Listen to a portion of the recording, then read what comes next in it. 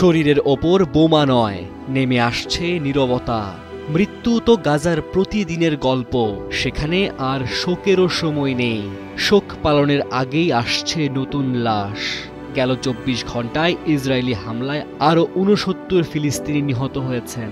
গাজার স্বাস্থ্য মন্ত্রণালয়ের দেওয়া সর্বশেষ তথ্যে জানা গেছে, চলমান আগ্রাসনে মোট প্রাণহানির সংখ্যা পৌঁছেছে ৬৪,৩০০-এ, যা শুনলে যে কোনো মানবিক হৃদয় কেঁপে ওঠে।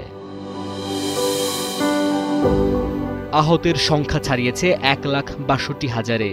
গেল ২৪ ঘন্টায় শুধু যুদ্ধেই নয়, ক্ষুধার চোয়ালে প্রাণ গেছে আরও ৩ জনের, যা এই আগ্রাসনের আরেক নির্মম দিক তুলে ধরে। অক্টোবর থেকে এখন পর্যন্ত শুধু অনাহারে মারা গেছেন ৩৭৬ জন, এদের মধ্যে ১৩৪ জনই শিশু। পৃথিবীর চোখ লুকিয়ে আজ ক্ষুধা ও রক্ত ঝরাচ্ছে গাজায়। এমন বাস্তবতায় দাঁড়িয়ে জাতিসংঘ আশঙ্কা করছে, চলতি মাসেই উত্তর গাজার দুর্ভিক্ষ আরও দক্ষিণে ছড়িয়ে পড়বে।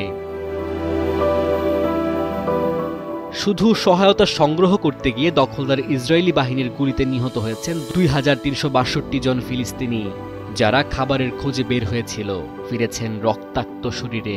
গত ২ মার্চ থেকে গাজার সব সীমান্ত ক্রসিং বন্ধ।